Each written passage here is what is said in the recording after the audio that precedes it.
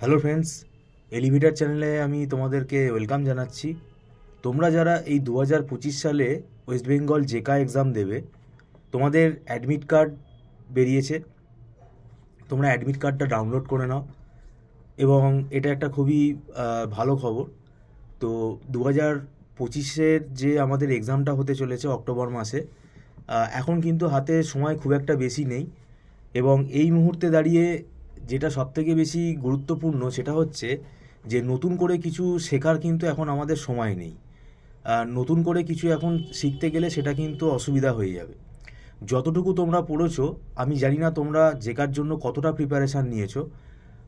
আমার ব্যক্তিগত মতে আমি প্রত্যেকবারই বলি যে এটা 1 বছরের প্রিপারেশান নেওয়াটা উচিত।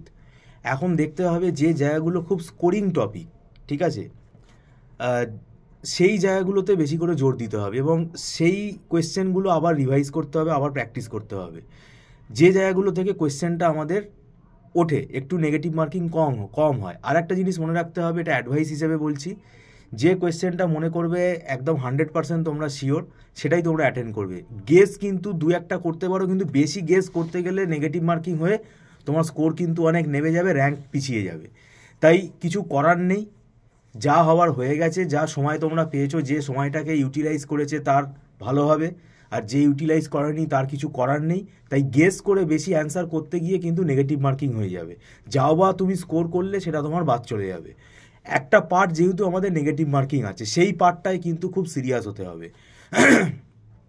এরপরে আসছে টাইম ম্যানেজমেন্ট। আমাকে এমনভাবে কোয়েশ্চেন অ্যাটেন্ড করতে হবে যাতে আমার যেগুলো একটু ইজি মনে হচ্ছে সেগুলোকে আমি আগে অ্যাটেন্ড করে নেবো। এবং যখন আমরা প্রোগ্রাম রিলেটেড কোয়েশ্চেন করব, প্রোগ্রামগুলো কিন্তু আমাদের খুব লজিক্যালি দেখে শুনে করতে হবে। এবং বরাবরই এখানে আমরা বলে আসছি, এখানে আলটিমেটলি কনসেপ্টই কাজে দেবে। কনসেপ্ট না থাকলে কোয়েশ্চেনের অ্যান্সার করা কিন্তু খুব ডিফিকাল্ট হয়ে যাবে। তাই এখন যেটুকু সময় আছে, এই সময়গুলোতে তোমরা ভালো করে, আমি বলবো, নেটওয়ার্কিং প্র্যাকটিস করো। ইউনিক্সটা কিন্তু, কমান্ডগুলো খুব ভালো করে প্র্যাকটিস করো, ওগুলো স্ট্রেট ফরওয়ার্ড, ওগুলো তুমি অ্যাটেন্ড করতে পারবে। আর অপারেটিং সিস্টেমের আমি বলবো শিডিউলিং অ্যালগোরিদম, এগুলো একটু দেখে যাও। এগুলো থেকে ব্যাংকার্স অ্যালগোরিদম, এগুলো একটু দেখে যাও। এগুলো থেকে একটু ডিফিকাল্ট কোয়েশ্চেন যদি চলে আসে, সেগুলো তুমি অ্যাটেন্ড করতে পারবে।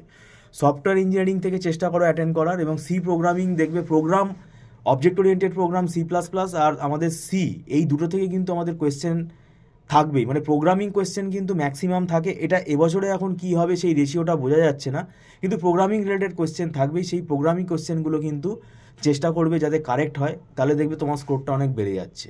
তো এটা অনেক বিশাল আলোচনা। মেশিন লার্নিং থেকে আমি বলবো, যাদের ভালোভাবে মেশিন লার্নিং প্র্যাকটিস করা নেই তারা মেশিন লার্নিং অ্যাটেন্ড করতে যেও না, সেক্ষেত্রে নেগেটিভ হয়ে যাবে। আর যাদের ভালোভাবে প্র্যাকটিস করা আছে তারা করতে পারো, যাদের কনসেপ্ট ক্লিয়ার আছে তারা করতে পারো। তো যাই হোক, ওভারঅল আমি বলবো তোমাদেরকে আমি বেস্ট অফ লাক জানাচ্ছি। তোমরা পরীক্ষাটা ভালো করে দাও। আর এটাও পাশাপাশি মনে রাখবে, MCA ফার্স্ট সেমেস্টারের পড়াও তোমরা শুরু করে দাও। এটা আমি বরাবরই বলে আসছি তোমাদেরকে। যাই হোক, ভিডিওটা সম্পূর্ণ দেখার জন্য তোমাদেরকে আমি ধন্যবাদ জানাচ্ছি। Thank you so much.